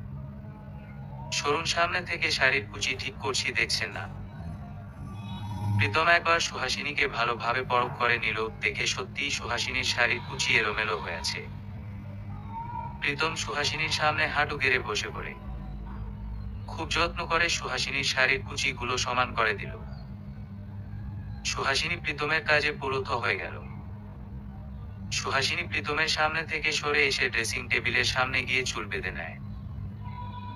প্রীতম সুহাসিনীকে পিছন থেকে জড়িয়ে ধরে বলে, তোকে খোলা চুলে পেতনির মতো লাগে, চুল বাঁধতে হবে না। আমাকে খোলা চুলে পেতনির মতো লাগে দেখেই তো চুল বেঁধে রাখি সব সময়। সুহাসিনীর কথা শুনে প্রীতম ঠোঁট টিপে হাসে। সে যাই হোক, তুই চুল বাঁধবি না এটাই চূড়ান্ত সিদ্ধান্ত। অলরেডি চুল বাঁধা শেষ আমার। বলেই রুম থেকে বের হয়ে যেতে নেয় প্রীতম পিছন থেকেই সুহাসিনীর শাড়ির আঁচল ধরে ফেলে। প্রীতমের করা কাজে হতভম্ব হয়ে যায় সুহাসিনী। প্রীতম সুহাসিনীর শাড়ির আঁচল ছেড়ে দিয়ে ওর চুল খুলে দেয়। অলরেডি চুল খোলাও শেষ। বলেই বাঁকা হাসে প্রীতম। সুহাসিনীর আগে জিদে দরজার সামনেই কিছুক্ষণ দাঁড়িয়ে রইল। প্রীতম সুহাসিনীকে পাত্তা না দিয়ে কাবার থেকে টি শার্ট বের করে পরে নেয়। সুহাসিনী দরজার সামনে আর দাঁড়িয়ে না থেকে মীরা বেগমের কাছে চলে যায়। আজ সুহাসিনী আর প্রীতমের বউ ভাত। সুহাসিনীদের বাড়ি থেকে তার বাবা মা তাকে নিতে আসবে আজ। সেই আনন্দে আত্মহারা সুহাসিনী। মীরা বেগম সুহাসিনীর পাগলামি দেখে হেসে ফেলে। মীরা বেগম ব্রেকফাস্ট বানাতে ব্যস্ত। সুহাসিনী মীরা বেগমকে হেল্প করার চেষ্টা করেছে, কিন্তু মীরা বেগম সুহাসিনীকে বকা দিয়ে রুমে পাঠিয়ে দেয়। সুহাসিনী প্রীতমের রুমে না গিয়ে রিহার কাছে চলে যায়। রিহা কারো সাথে ফোনে কথা বলছিল। সুহাসিনীকে দেখে কল কেটে দেয়। সরি, ভুল সময় চলে এসেছি মনে হয় রিহাপু। রিহা বিছানা থেকে নেমে সুহাসিনীর কান টেনে বলে, ভুল সময় এসে আবার যাচ্ছিস কেন পাগলি? আমি কি জানতাম যে তুমি প্রেম করছো বসে বসে? জানলে তো আর আসতাম না। আরে এখন তো প্রেম করারই সময়। আমি কি আর তোর মতো আবাল নাকি যে বর সামনে পেয়েও প্রেম করবো না? তোমার তো বিয়ে হয়নি, এঙ্গেজমেন্ট হয়েছে। তাতেই বরের জন্য এত পাগল তুমি রিহাপু? সুহাসিনীর কথা শুনে লাজুক হাসে রিহা। তোর বিয়ে তো সেই ছোটবেলায় হয়েছে, তাও বরের জন্য একটু পাগল না তুই? তোমরা কেউ তো আমাকে বলনি যে প্রীতম ভাই আমার বর। আমি তো কাজিনেরই চোখে দেখতাম ওনাকে। উনি যে বর সেটা জানলে হতো। জানলে কি করতি শুনি একটু? দাদাপু তুমিও না, উনি আমার বর সেটা জানলে আমি আর কি করতাম? সুহাসিনী আর রিহা দুজনেই বসে বসে গল্প করছে। এর মধ্যে প্রীতম এসে হাজির রুমে। সুহাসিনী প্রীতমকে দেখে ভড়কে যায়। যার ভয় সে এই রুমে এসে আড্ডা দিচ্ছে সেই রুমে এসে হাজির। সুহাসিনী বিছানা থেকে উঠতে উঠতে বলে, রিহাপু, বড় মা আমাকে সেই কখন থেকে ডাকছে, তুমি আমাকে আগে বলবে না? বলেই সুহাসিনী রুম ত্যাগ করতে যায়। প্রীতম সুহাসিনীর হাত ধরে বলে, মা তোকে ডাকছে কেন জানিস? প্রীতমের কথা শুনে ভয় পেয়ে যায় সুহাসিনী। সে তো এমনি বলেছে মীরা বেগম তাকে ডাকছে। এখন কি জবাব দিবে সে প্রীতমকে? প্রীতম সুহাসিনীকে চুপ করে থাকতে দেখে বলে, মা তোকে এই জন্য ডেকেছে যে তুই বরের সাথে সময় না কাটিয়ে কই ঘুরঘুর করছিস সেটা জানার জন্য। আপনার বানোয়াট সব কথা আপনার কাছেই রাখুন। বড় মা নিজেই আমাকে বলেছে আমার একা বোরিং লাগলে রিহাপুর সাথে গল্প করতে। আচ্ছা এখন রুমে চল। রিহা, তোদের গল্প করা শেষ নাকি এখনো বক বক করবি? আমার বউকে নিয়ে যেতে পারি আমি। রিহাকে সুহাসিনী ইশারায় বলছে না বলার জন্য, কিন্তু রিহা সুহাসিনীর কথা তোয়াক্কা না করে বলে, হ্যাঁ প্রীতম, আমাদের গল্প করা শেষ। তোর বউকে নিয়ে যেতে পারিস তুই। রিহার কথা শুনে সুহাসিনী ওর দিকে রাগী চোখে তাকায়। রিহা সেসব তোয়াক্কা না করে বেকুনিতে চলে যায়। প্রীতম সুহাসিনীকে টেনে রুমে নিয়ে আসবে সেই সময় দেখে তার বাবা মা সহ আরো অনেকে এসে গেছে। সুহাসিনী তার মাকে দেখে দৌড়ে গিয়ে জড়িয়ে ধরে। সুমি বেগম মেয়েকে জড়িয়ে ধরে। আর এদিকে প্রীতম ঠিক কি করবে বুঝে উঠতে পারছে না। পরে ভাবলো সুহাসিনীকে পরেও শাস্তি দেওয়া যাবে, এখন শ্বশুর শাশুড়িকে সালাম করতে হবে। বিকাল 4টা বাজে। সুহাসিনীরা তার বাড়ির উদ্দেশ্য রওনা দেয়। প্রীতম সুহাসিনীদের সাথে যায়নি। তার কিছু কাজ আছে, সেগুলো শেষ করে তারপর আসবে। সুহাসিনীও মনে মনে খুশি, এই ভেবে অন্তত কিছু মুহূর্তের জন্য প্রীতমের হাত থেকে রেহাই পাবে সে। সুহাসিনীরা ইতোমধ্যে বাড়িতে এসে পৌঁছে গেছে। সুহাসিনী নিজের রুমে এসে দরজা লক করে লম্বা একটা শাওয়ার নিয়ে তারপর বের হয়। সুহাসিনী কালো রঙের একটা কুর্তি পরে রুম থেকে বের হয়। সুমি বেগম সুহাসিনীকে দেখে বলে, কাল বিয়ে হয়েছে আর আজই তুই জামা পরে বের হয়েছিস কেন? তাতে কি হয়েছে আম্মু? এখানে আমার শ্বশুর বাড়ির কেউ নেই। শ্বশুর বাড়ির কেউ নেই তো কি হয়েছে? বাড়ির আশেপাশের প্রতিবেশীরা যখন নতুন বর বউকে দেখতে আসবে তখন এই কুর্তি পরেই সকলের সামনে যাবি নাকি তুই? সুহাসিনী মায়ের কথা শুনে বিরক্ত হয়। এই গরমে শাড়ি পরতে কারোই বা ভালো লাগে? অগত্যা নিজের মায়ের কথা রাখতে আবারও পিঙ্ক কালারের একটা শাড়ি নিয়ে পরে নেয় সুহাসিনী। রাত প্রায় 12টা বাজে, এখনো প্রীতম আসেনি। সুহাসিনী ভেবেছে প্রীতম আজ আর আসবে না, তাই শান্তি মতো একটা ঘুম দেয়। প্রীতম আসতে আসতে প্রায় রাত 1টা বাজে। প্রীতম কিছুক্ষণ সুমি বেগম ও তৌসিফ খন্দকারের সাথে কথা বলে রুমে আসে। রুমে এসে দেখে সুহাসিনী এলোমেলো হয়ে শুয়ে আছে। প্রীতম সুহাসিনীর দিকে এক নজর তাকিয়ে বেগুনিতে এসে একটা সিগারেটে আগুন দেয়। কি ভেবে যেন সেই সিগারেটটা ফেলে দেয় প্রীতম। তারপর রুমে এসে সুহাসিনীর পাশে বসে প্রীতম এক নজরে সুহাসিনীর দিকে তাকিয়ে আছে প্রীতম। সুহাসিনীর কপালে আলতো ঠোঁট ছোঁয়ার ইচ্ছে জাগে প্রীতমের। সুহাসিনী যদি এখন জেগে থাকতো তাহলে ওকে রাগানোর জন্য হলেও প্রীতম ওকে চুমু দিত। কিন্তু এখন সুহাসিনী ঘুমাচ্ছে, সেই সুযোগে মায়াবী মুখটাকে দেখতে পারছে প্রীতম। সুহাসিনীর মুখের দিকে তাকাতেই সেই কালো অতীত তার মধ্যে জাগ্রত হয়। প্রীতমের কপাল ভেয়ে এক ফোঁটা নোনা জল গড়িয়ে পড়ে সুহাসিনীর মুখে। ভোরের এই স্নিগ্ধ আলো মুখে পড়তেই ঘুম ভাঙে সুহাসিনী। ফিটফিট করে চোখ খোলে সুহাসিনী। পাশ ফিরে তাকিয়ে দেখে প্রীতম শুয়ে আছে। প্রীতম কখনেরও টেরি পেল না সুহাসিনী। বিছানা থেকে উঠে সুহাসিনী ফ্রেশ হতে চলে যায়। ফ্রেশ হয়ে সুহাসিনী তার মায়ের কাছে যায়। সুমি বেগম রান্নাঘরে নাস্তা বানাচ্ছেন। সুহাসিনীকে দেখে বলে, এই সুহা, এদিকে আয় তো। বলো। সুমি বেগম সুহাসিনীর হাতে কফির মগ দিয়ে বলে, প্রীতমকে কফিটা দিয়ে আয় তাড়াতাড়ি। রাতে এসে খাবারও খায়নি ছেলেটা, সেদিকে কি আর তোর খেয়াল আছে? আরে উনি খাবার খায়নি আমি কিভাবে জানবো? তোমরা প্রীতম ভাইকে না খাইয়ে কেন রুমে পাঠিয়েছ? প্রীতম বলেছে সে খাবে না, জোর করে তো আর খাওয়াতে পারি না। যাকগে, তুই তাড়াতাড়ি কফি দিয়ে আয় প্রীতমকে। ঠান্ডা হয়ে যাচ্ছে কফি। সুহাসিনী কফির মগ নিয়ে রুমের উদ্দেশ্য রওনা দেয়। সুহাসিনী রুমে এসে দেখে প্রীতম এখনো গভীর ঘুমে আচ্ছন্ন। সুহাসিনী প্রীতমকে ডাক দেয়। সুহাসিনীর ডাক শুনে ফিটফিট করে চোখ খোলে প্রীতম। সুহাসিনীকে কফি হাতে দাঁড়িয়ে থাকতে দেখে প্রীতম অবাক হয়। তারপর মনে পড়ে দুদিন আগে সে সুহাসিনীকে বিয়ে করে ঘরে তুলেছে, এখন তো সুহাসিনীর দায়িত্ব এগুলো। সুহাসিনী প্রীতমের সামনে তুড়ি বাজিয়ে বলে, কোথায় হারিয়ে গেলেন আপনি? তোর মনের মাঝেই তো হারিয়ে গেলাম। কফিটা রাখো, ফ্রেশ হয়ে খেয়ে নিব। ঠান্ডা হয়ে যাবে তো। রেখে যা তুই, ঠান্ডা হলে আবার গরম করে নিয়ে আসবি, তুই যতই হোক একটা মাত্র বউ আমার। বলেই বাঁকা হাসে প্রীতম, আর সুহাসিনী রাগান্বিত নয়নে তাকিয়ে আছে প্রীতমের দিকে। কফির মগ বিছানার পাশে টি টেবিলটার উপর রেখে রুম ত্যাগ করে সুহাসিনী। সুহাসিনীর কাজে হাসে প্রীতম। সুমি বেগম সবাইকে ব্রেকফাস্ট করার জন্য ডাকছে। সুহাসিনী সহ বাকিদের ডাইনিং টেবিলে বসতে বলে সুমি বেগম। সুহাসিনী একটা চেয়ার টেনে বসে, সুহাসিনী বসার সাথে সাথেই প্রীতম ও সুহাসিনীর পাশে চেয়ার টেনে বসে যায়। সুমি বেগম সুহাসিনীকে খাবার দিয়ে বলে, প্রীতমকে খাবার বেড়ে দে সুহা। তুমি বেড়ে দাও, আমি কখনো কাউকে খাবার সার্ভ করেছি আম্মু? সুহাসিনীর কথা শুনে হাসে সুমি বেগম।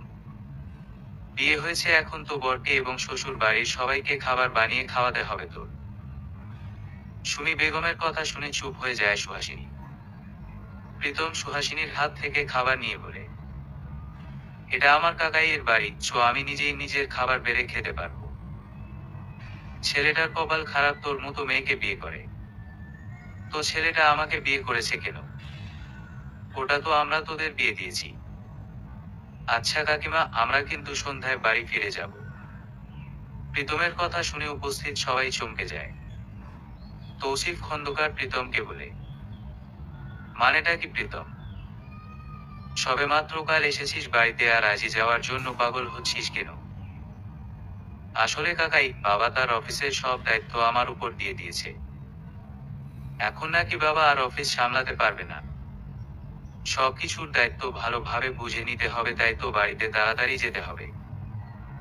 তৌসিফ খন্দকার নিরাশ কণ্ঠে বলে, হোক নতুন কাজের জন্য শুভকামনা প্রীতম। বাবা, প্রীতম ভাই তো অফিসের সব কাজ বুঝে নিবে, তাই উনাদের বাড়িতে যাবে। আমার তো কোনো কাজ নেই, তাই আমি কয়েকদিন পরে। প্রীতম সুহাসিনীর কথার মাঝে ফোন কেটে বলে, একদম নাটক করবি না, আমি বাড়িতে যাব মানে তুইও আমার সাথে বাড়িতে যাবি। সুহাসিনীর মন খারাপ হয়ে যায় প্রীতমের কথা শুনে।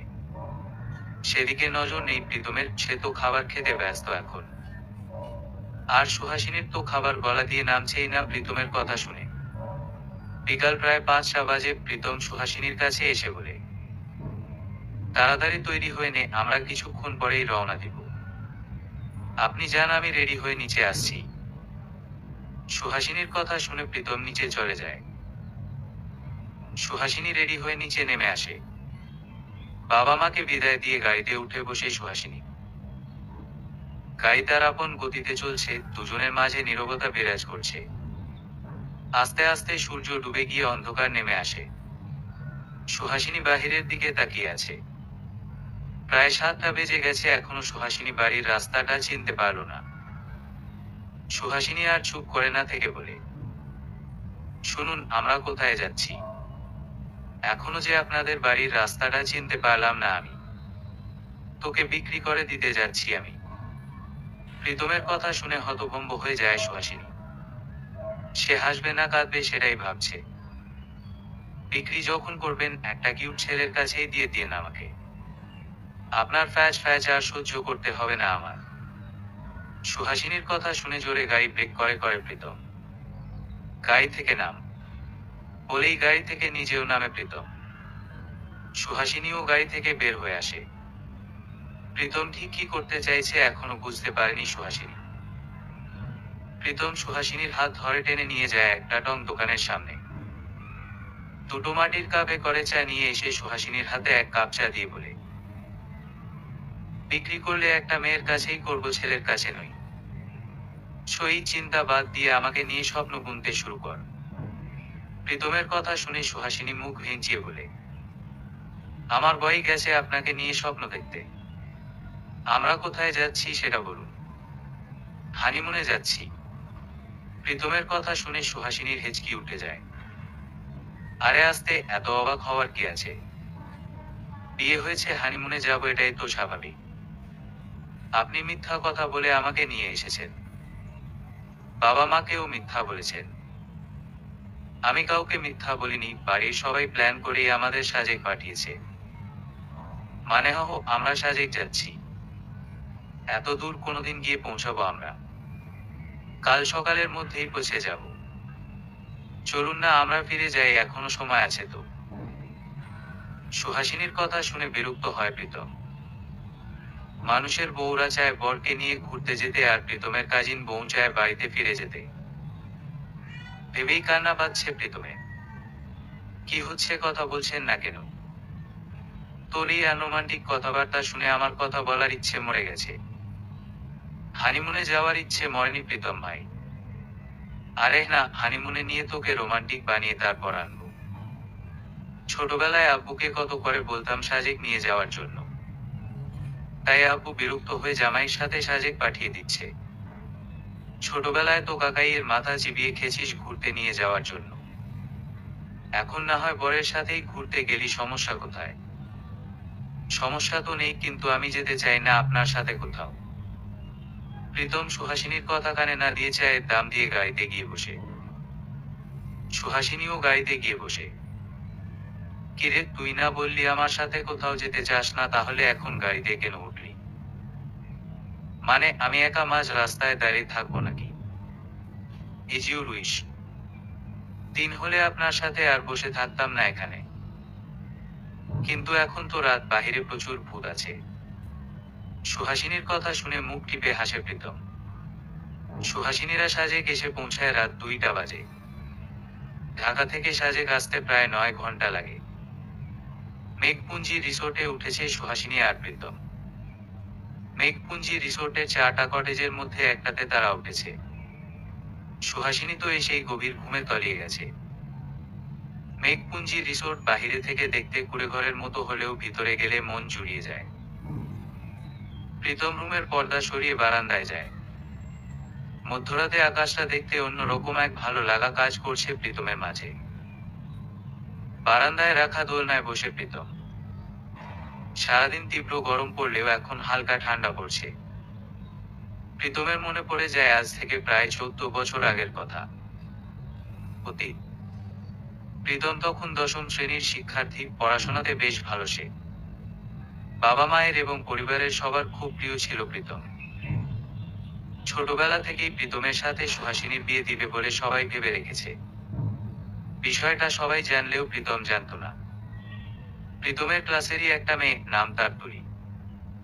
দেখতেই সুন্দর এবং শান্ত শিষ্ট তুলি মেয়েটা। ধীরে ধীরে প্রীতম তুলির প্রেমে পড়ে যায়। যদিও প্রীতম তুলিকে সে ব্যাপারে কিছুই বলেনি, কিন্তু তার ফ্রেন্ড প্রশান্ত গিয়ে তুলিকে সরাসরি বলে দেয় প্রীতম তাকে পছন্দ করে। প্রীতম এতে কিছুটা লজ্জা পায় যে তুলি জেনে ফেলেছে যে সে তুলিকে পছন্দ করত। আস্তে আস্তে তুলিও প্রীতমের সাথে নানা বাহানায় কথা বলতে আসতো। এভাবেই তাদের পথ চলা শুরু। স্কুলের প্রায় সবটুকু সময় কাটতো তুলির সাথে কথা বলে। বাড়িতে গেলে ফোনে কথা হতো। এভাবে প্রায় প্রীতমের পড়ালেখা ডুবতে বসেছে। বিষয়টি নজরে যায় সিরাজ খন্দকারের।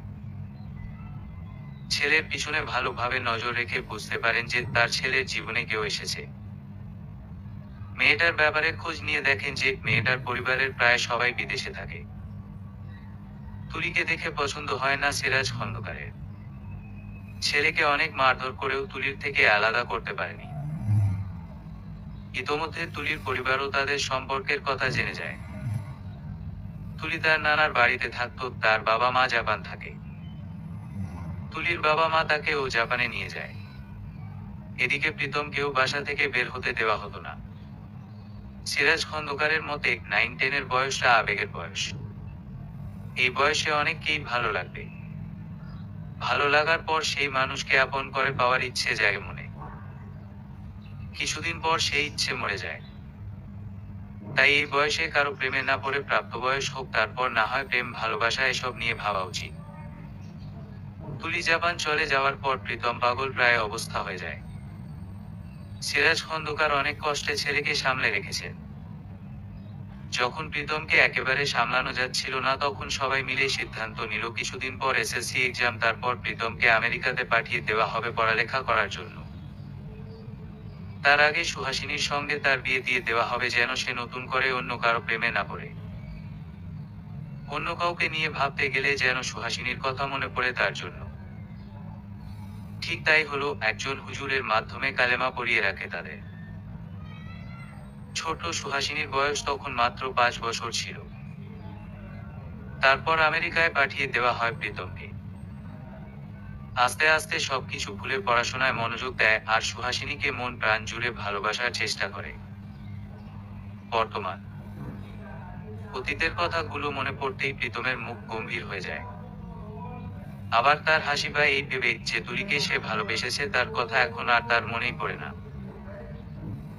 হয়তো সে জাপানে নতুন কাউকে জুটিয়ে নিয়েছে, তাই তো প্রীতমের খোঁজ একবারও নেওয়ার প্রয়োজন মনে করল না সে। ভোর প্রায় 5টা বাজে, এখনো বারান্দায় বসে আছে প্রীতম। সুহাসিনী চোখ খুলে দেখে প্রীতম আশেপাশে কোথাও নেই। বেগুনিতে গিয়ে দেখে প্রীতম দোলনায় বসে আছে।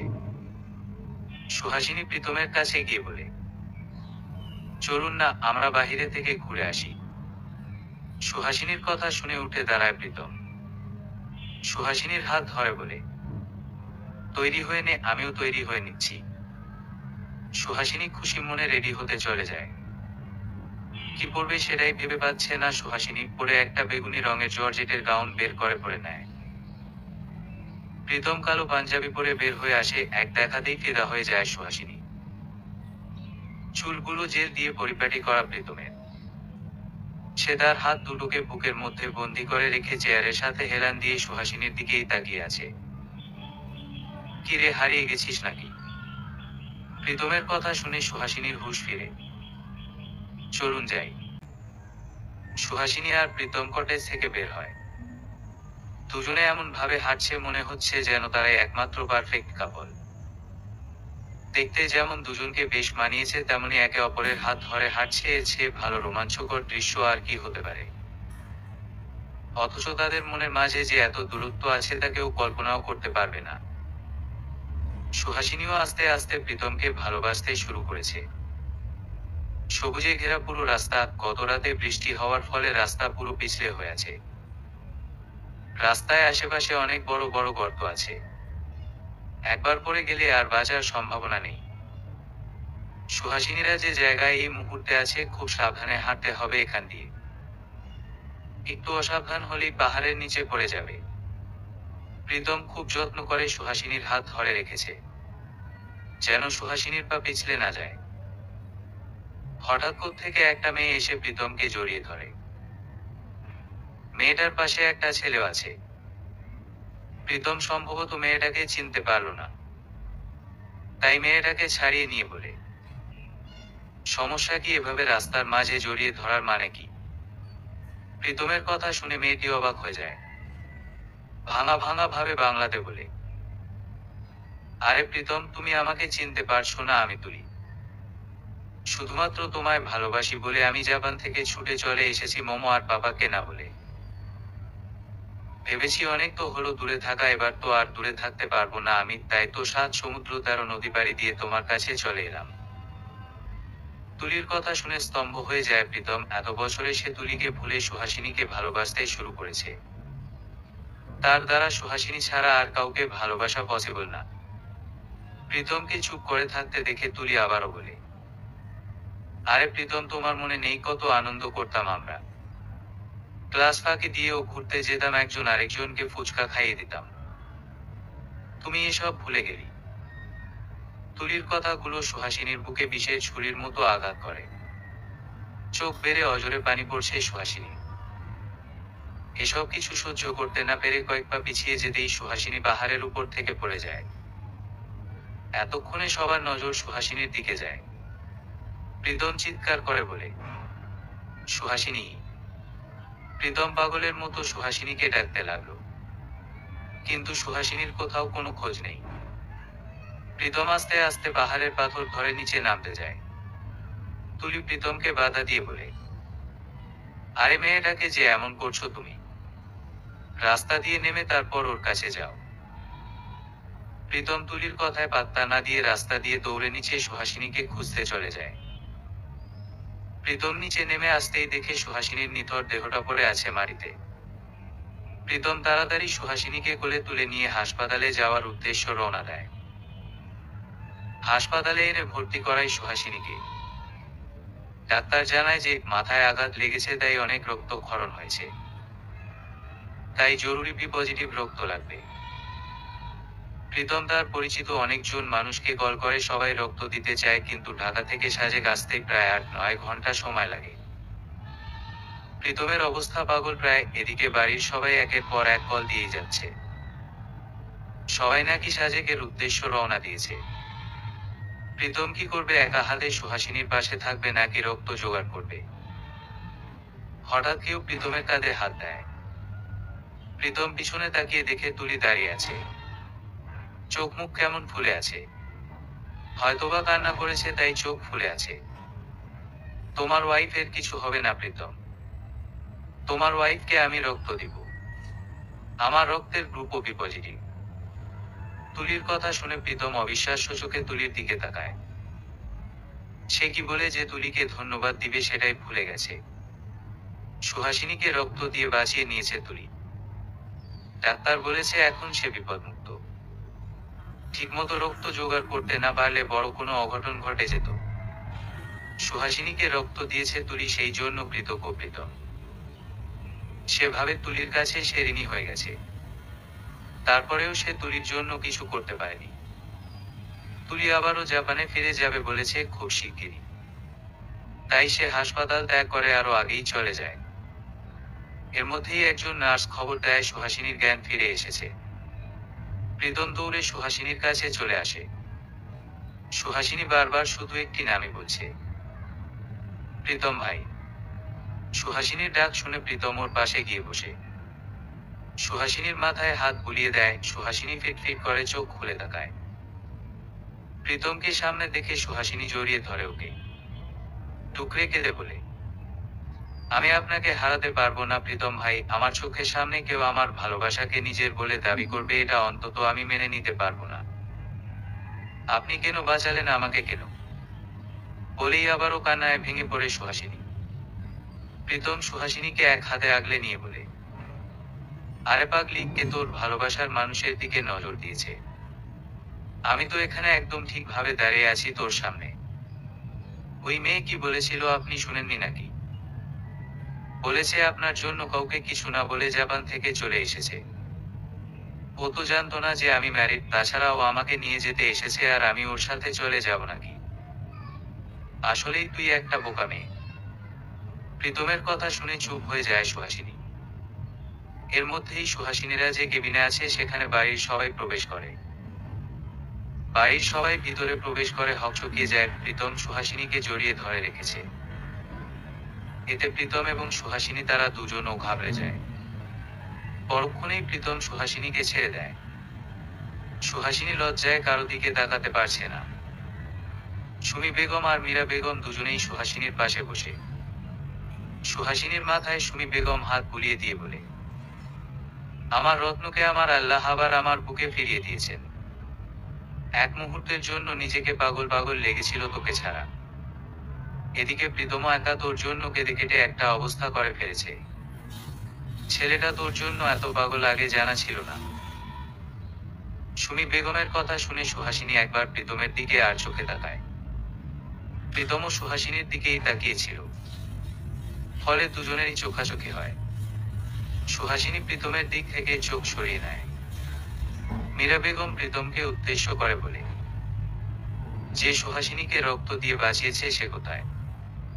তুলি আবার জাপান চলে যাবে, তাই ওর ঢাকায় কিছু কাজ আছে, সেই কারণে ঢাকা চলে গেছে ও। সুহাসিনী 3 দিন হলো হাসপাতালে আছে। আজ তারা বাড়ি ফিরে যাবে। সুহাসিনীর হাতে এবং পায়ে চোট পাওয়ার কারণে এখনো ঠিকমতো হাঁটতে পারছে না। হাতে এখনো ব্যান্ডেজ করা, পায়ের ব্যান্ডেজ কিছুক্ষণ আগেই খুলে দিয়েছে একজন নার্স। যদিও সুহাসিনী এখনো হাঁটতে পারছে না, তবুও ওর পায়ের ব্যান্ডেজ খুলে দিয়েছে। প্রীতম সবকিছুর বিল দিয়ে সুহাসিনীর কাছে এসে বলে, সবাই গাড়িতে গিয়ে গিয়ে বসেছে, চল এখন। সুহাসিনী মুখ গোমরা করে বলে, আমার আর হানিমুন করা হলো না, ঘুরতেও পারলাম না। সুহাসিনীর কথা শুনে প্রীতম ভ্রু কুঁচকে বলে, তুই আবার কবে থেকে হানিমুন করার জন্য এখানে এসেছিস? আর বেশি নাচানাচি করলে পাহাড় থেকে তো পড়বি। অপমান করছেন, কিন্তু একটা নিরীহ মেয়ে আপনাকে ভালোবাসে দেখেই তো জেলাস ফিল করেছে। হয়েছে, থামো এবার, অনেক ভালোবেসেছিস আমাকে। এজন্যই তো বিবাহিত জীবনে এখনো একটা কিস পর্যন্ত করিসনি। একটু সুস্থ হয়ে নি, তারপর বুঝবেন এই সুহাসিনী খন্দকার কি জিনিস। এতদিন তো শুধু আনরোমান্টিক বলে বলে কান জ্বালাপালা করেছেন আমার। এখন বুঝবেন আমি কতটা রোমান্টিক। বলেই সুহাসিনী প্রীতমকে চোখ মারে। সুহাসিনীর কাজে হকচকিয়ে যায় প্রীতম। নিজেকে সামলে নিয়ে বলে, চল যাই, সবাই অপেক্ষা করছে। কোনো জ্ঞান নেই আপনার। আমি হাঁটতে পর্যন্ত পারছি না, আর আপনি তখন থেকে শুধু বলছেন যেতে। সুন্দর করে কোলে নেন আমাকে। এতদিন জোর করে কোলে নিয়ে দৌড়াদৌড়ি করেছেন, এখন আমি অসহায় তাই কোলে নিচ্ছেন না। সরি বউ, ভুলে গিয়েছি আমি। বলেই সুহাসিনীকে কোলে তুলে নেয় প্রীতম। সুহাসিনী প্রীতমের গলা জড়িয়ে ধরে। সুহাসিনী প্রীতমের মুখের সামনে মুখ নিয়ে ওর ঠোঁট প্রীতমের গালে ছুঁয়ে দেয়। সুহাসিনীর কাণ্ডে প্রীতম ওর দিকে শক্ত চোখে তাকিয়ে বলে, রাস্তায় এসব কি হচ্ছে সোহা? জামাইকে আদর করছি, তাতে আপনার কি? সুহাসিনীর কথা শুনে চুপ করে যায় প্রীতম। তার আর বুঝতে বাকি রইল না তার বউ কতটা রোমান্টিক। একজন যুবক তার অসুস্থ ওয়াইফকে কোলে নিয়ে হাঁটছে। এটার মতো রোমাঞ্চকর ঘটনা আর কি হতে পারে? জীবনটা খুব ছোট, এই ছোট জীবনও মানুষ প্রেমে পড়ে। তাদের প্রিয় মানুষকে আপন করে পাওয়ার ইচ্ছে জাগে মনে। সেই ইচ্ছে সবার পূর্ণ হয় না। যে ভালোবাসার মানুষকে নিজের করে পায় সে বড় ভাগ্য করে জন্মায়। সেই ভাগ্যবতীদের মাঝে সুহাসিনী একজন, যে তার ভালোবাসার মানুষকে নিয়ে বেঁচে আছে। সারা জীবন যেন তাদের সম্পর্কটা এমনই থাকে। সমাপ্ত।